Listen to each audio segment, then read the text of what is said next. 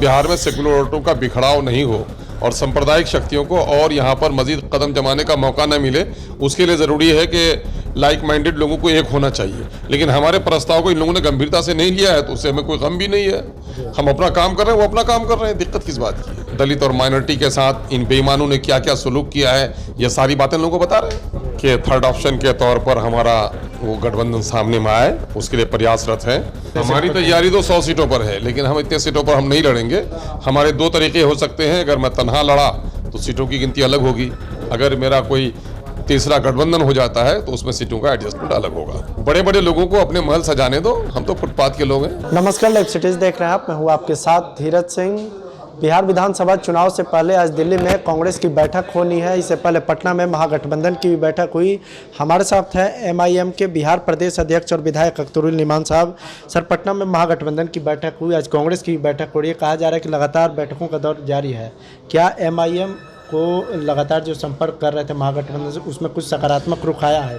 नहीं, आप लोगों को गलत खबर है। लगातार कोई संपर्क नहीं कर रहे थे। हम लोगों ने अपना एक प्रस्ताव लिखित आवेदन के तौर पर दिया था कि साहब बिहार में सेकुलर वोटों का बिखराव नहीं हो और सांप्रदायिक शक्तियों को और यहाँ पर मजीद कदम जमाने का मौका न मिले, उसके लिए ज़रूरी है कि लाइक माइंडेड लोगों को एक होना चाहिए। लेकिन हमारे प्रस्ताव को इन लोगों ने गंभीरता से नहीं लिया है, तो उससे हमें कोई गम भी नहीं है। हम अपना काम कर रहे हैं, वो अपना काम कर रहे हैं, दिक्कत किस बात की है। अभी तक कोई पॉजिटिव रिस्पांस नहीं है, ना कांग्रेस की तरफ से, ना लालू खबर लेने को।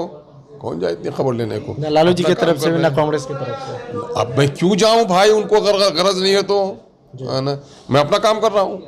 आप लोग की तैयारी कैसी है कि इतने सीटों पर आप लोग तैयारी? हम लोग सीमित संसाधन हमारे पास हैं, गरीब पार्टी हमारी है और गरीबों की पार्टी है, तो हम लोग अपनी तैयारी कर रहे हैं। जहां तक अपने विचारधारा से, अपने कार्यकलाप से, लोगों की तरफ से हो रही नाइंसाफियों से, जातीय आधारित गणना की रिपोर्ट ने बता दिया है कि दलित और माइनॉरिटी के साथ इन बेईमानों ने क्या क्या सलूक किया है, ये सारी बातें लोगों को बता रहे हैं। पिछले बार सीमांचल के साथ आप लोग चुनाव लड़ रहे थे और एक तीसरे मोर्चे के साथ भी लड़ते हैं आप लोग के साथ उपेंद्र कुशवाहा थे। क्या लगता है इस बार भी किसी गठबंधन के साथ? हम लोग प्रयासरत हैं कि थर्ड ऑप्शन के तौर पर हमारा वो गठबंधन सामने में आए, उसके लिए प्रयासरत हैं।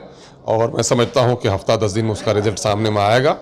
और अगर न भी बनता है तो हम अकेले लड़ने में भी सक्षम है, उसमें भी कोई दिक्कत नहीं है। तीसरे फ्रंट के लिए किन किन दलों से आपकी बातचीत चल? ये बातें समय पर बताएंगे हम, अभी बताना मुश्किल है जी। क्या लगता है कि किस तरह, कितने सीटों पर एक लक्ष्य तो रखे हैं? कितने? हमारी तैयारी तो 100 सीटों पर है, लेकिन हम इतने सीटों पर हम नहीं लड़ेंगे। हमारे दो तरीके हो सकते हैं। अगर मैं तनहा लड़ा तो सीटों की गिनती अलग होगी, अगर मेरा कोई तीसरा गठबंधन हो जाता है तो उसमें सीटों का एडजस्टमेंट अलग होगा। आप लोग स्वतंत्र होकर लड़ रहे हैं। बार बार आरजेडी आरोप लगाती है कि सीमांचल और ये एमआईएम के कारण ही हम लोग महागठबंधन सत्ता से दूर रह गए। जिन लोगों ने दलितों का और माइनॉरिटी का शोषण किया है, उनको दलितों और माइनॉरिटी के दरमियान में लीडरशिप के खड़े होने से डर लगता है कि मेरे पाप का भंडा फोड़ेगा। यही वजह है। मैं कह रहा हूँ कि आप भी इलेक्शन लड़ रहे हो, मैं भी इलेक्शन लड़ रहा हूँ। फैसला जनता को करनी है, तो जनता किसी की बपोती है, न किसी की रैयत है, न किसी की मीरास है।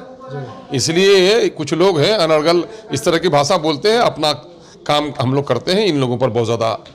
आखिर में एक सवाल है, चुनाव में ज़्यादा समय नहीं, कब तक एमआईएम की चीज़ों को लेकर सब कुछ स्पष्ट हो जाएगा? और वैसी अभी तो बड़ी बड़ी पार्टियों ने अपने पत्ते नहीं खोले हैं यार, तो हम लोग तो बहुत छोटी दुकान हमारी है, हम तो किसी वक्त भी फुटपाथ पे लगा लेंगे। बड़े बड़े लोगों को अपने महल सजाने दो, हम तो फुटपाथ के लोग हैं। चलिए, तो बहुत बहुत धन्यवाद। ये एमआईएम के बिहार प्रदेश अध्यक्ष और विधायक अख्तरुल निमान साहब। दिल्ली से लाइव सिटीज के लिए मैं धीरज सिंह।